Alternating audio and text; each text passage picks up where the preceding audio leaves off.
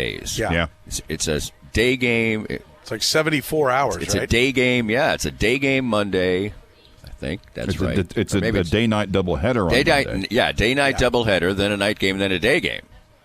So, I think it's 75 hours, basically. If the third game goes 3 hours, I think that's about 75 hours to play 4 games.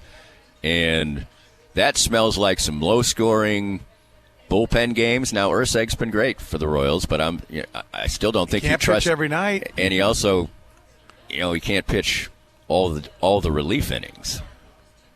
So, which would require him to pitch every night. I thought I covered that with he can't pitch every night, but okay, I'm glad you found a new way to say it. Right. Yes. You mean he can't pitch every relief inning in each game either. Right. Their starters have been pretty good at giving them some length, but still length these days means maybe you pitch into the 7th. Yeah, that's play a long game for a starter now. Yeah, just for that whole stretch, that 4-game stretch, like Friday, Saturday, Sunday here with Philadelphia, and then they go to Cleveland Monday, play a day game. So they're going to travel. Now Sunday is a day game with the Royals too, so they'll get out. But they play at 1:10 and 6:40 on Monday, Tuesday at 6:40, and then a day game on Wednesday. Yeah, it's tough. And then play on Thursday, the first of 4, also on the road. That's So the Astros are cooking it, and they're on fire, and they're getting some people back. And they want a little payback. Days. Yeah, they want a payback. The Astros do, and they want to make a statement against a team that they could very well see in the playoffs. I mean, right now that's the matchup. Right. Yes. I guess besides the Astros, though, these good teams have not been playing well. Guardians have been under 500 for quite a while. Phillies have been on a very rough stretch, although I just think they're good, and maybe they got a little lackadaisical because they had a 10-game lead over the Braves.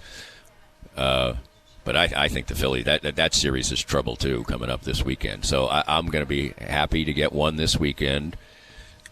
If you got 2 in Cleveland, that'd be great. And don't get swept. Go 3 and 5 is dandy in those 8 games on the road. A note on the I'd be thrilled. Go ahead, Curtis. A note on the Philly series. We got some bad intel earlier this week. The Royals are going to miss Nola, but Wheeler is set to pitch on Sunday. Well, then Todd Lebo is fired because he's the one who gave that to us. I thought Curtis was going to inform us that the series is in Arrowhead, not Chicago. It's at the old vet. They rebuilt it just for this weekend. I trust Todd Lebo so much I didn't even bother to look it up and confirm it. I'm like, Todd's done the legwork. Why do I need to bother? So they are going to face Wheeler. Yeah, it's Wheeler v. Lugo on. That's a good one on Sunday. I'll be at that game. I hope Jeff Passan didn't hit SportsCenter last night quoting me and looking like a goof, because if he did, which I doubt he did, I'm sure he would have fact-checked everything that came out of his he's a professional is what Jeff Passan is. But I brought that up to Jeff, and he goes, well, that's fortuitous, but I'll throw Lebo under the bus. Lebo is the guy who screwed it up. Really, the Phillies have 5 good starters, so yeah, they do. It doesn't really matter that much. And except the guy who's starting tonight, Taijuan Walker, has been pretty bad. Royals are he's been bad, but decent he's a good pitcher. Tonight, yeah. I mean, I wouldn't be shocked if he gets right against the Royals. Yes, I agree. But which is more likely, I asked this of Jeff Passan yesterday, that the Royals don't make the playoffs or that they win the division? Win the division. Yeah.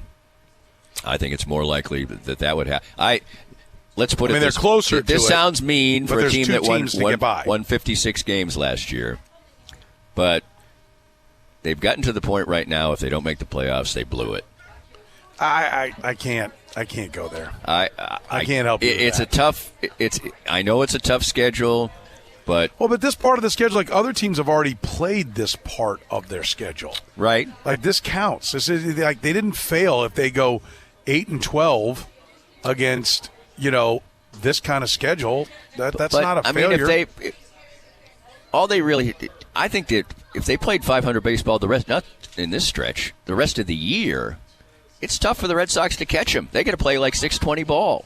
And the Red Sox are it. Yeah, but if they play 500 baseball, and none of us have them playing 500 baseball for the next 20 games, and when those 20 games are over, they only have, 6, 9, 12, 15 more games. But against fairly Atlanta? weak opposition. I know they're beat up, but Atlanta, San Francisco, Giants are under. Giants are barely over 500. So I would say if they have a losing record, if they go out and win over, go over 500 for these games, and the Red Sox catch them, I won't say they blew it. But if they, are 4 or 5 games under 500 the rest of the way, I'm going to have to say that it's not a failure in the grand scheme of things because they have gotten better. But people say, oh, it'll be great if we won 86 games, and it will be great. But there's no guarantee that this is the start of an arc for the Royals because this team is not based on young emerging talent. This isn't the Orioles or somebody like that where, the lineup is filled with guys who are 22 and 23 years old. This team, their strengths lie in players that they've acquired who have a lot of time of service in the major leagues. We're all picking them to be under 500 in this 20-game stretch. Right. The Braves and Giants have winning records. Right. And the other teams are – Washington's the worst one of the bunch. They're 58 and 70. They're not headed to – if they play 500 ball the rest of the way, you're talking about a team that would have won 75 games. Oh, these so teams – and that's the worst one that's left. So I the think Giants could be out of it. The Braves could be not playing for anything. Maybe.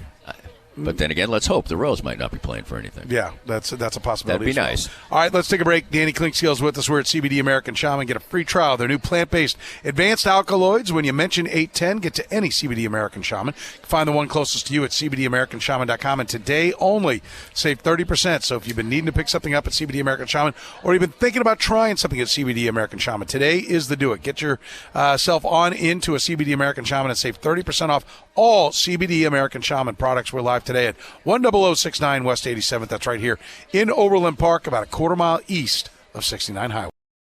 More of Danny's Reasonably Irreverent podcast after this.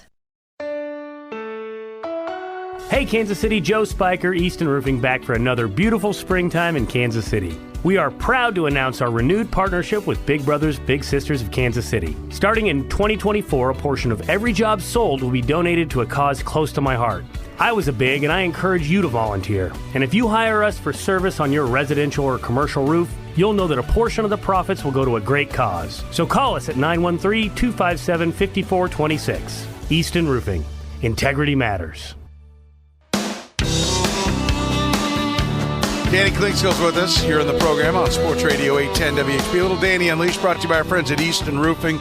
Joe Spiker and his team, Kansas City's best when it comes to handling any and all of your roofing needs, whether it's commercial or residential. It's Easton Roofing. Did you know Easton Roofing offers thermal zone inspections? They can tell you right there on the spot whether there is water in or under the roof. You don't have to wait weeks to get the answers your business needs right now. Call Easton Roofing today at 913-257-5426. They're online at eastonroofing.com. We're at CBD American Shaman. You can see them online at cbdamericanshaman.com. See all their products. Find the location nearest you. We're in Overland Park today. Save 30% on all CBD American Shaman products. Today only, that's 30% on all CBD American Shaman products at all CBD American Shaman locations. Danny, we were talking about this during the break. Manager of the year. The Star was writing about Matt Quatraro, Manager of the Year. I'd have no problem with that. I think he's done a great job. I think so, too. Executive of the Year, maybe even stronger case for J.J. Picollo. I think so. I said before that when we were talking about the Royals in the future, this year's team has been built on tremendous acquisitions of either greatly evaluated veteran talent like Seth Lugo or, Michael Walker still got something left in the tank. And then so they did great acquisitions in the offseason, and then they've pretty much nailed it at the deadline. Urseg's been fantastic. DeYoung's, OPS is over 800, I think, since they got him. So he's done a fabulous job. And not just, the thing is that you look at it, and these are things that an executive of the year do. It's not like they just, the Royals are a great story because they went from 56 wins to, whatever. He had to go out and create a team, sort of, and he looked at what we had and like, this ain't good enough. And we don't have stuff down on the farm that's going to pop up, So I think he's been fabulous. I don't know if I I don't even think it should be. I think he should be like unanimous. Yeah. I mean, he's done a fabulous job. If they make the playoffs after winning 56 games, can you imagine if they win 90 games? And they could. They could. That is a 44-game improvement. That's like, what is the record? Curtis, do we know what the record is for biggest turnaround in 1 year? It might be the 88, 89 Oilers, but that's 34 games, 56 to 90. But you're right. Thank you. I was going to 100. I had 100. Yeah. I said Orioles 90, went from 54 to 89, so they'd have to get to 92 or 92 to top that. But I mean, you're talking about something that happened 35 years ago. And I think a recent Orioles team did something like that too. Yeah. So, it's remarkable. It's absolutely remarkable, and they have hit on almost every one of them. Yeah. Yep. So it's great. Now, the thing is, he's only been on the job a couple of years. He couldn't recreate a farm system in that length of time. No. So he's done what he had to do, and he did a fabulous job. My God, if it turns out that he can really draft, then, yeah, good times. Looking at the Chiefs. Yeah, that's what it's looking like. Right? Yes. They got the star. Now fill in. Yeah. Danny, great stuff as always, buddy. We appreciate it. Thank you, Seren. We hope you enjoyed the latest Danny Klingscale Reasonably Irreverent podcast. Come back soon for something fresh and new. This podcast was made possible by our great sponsors like Easton Roofing, where integrity matters. Joe Spiker and his team are the best in the business for all your roofing needs, handled with honesty and craftsmanship. Visit them at eastonroofing.com.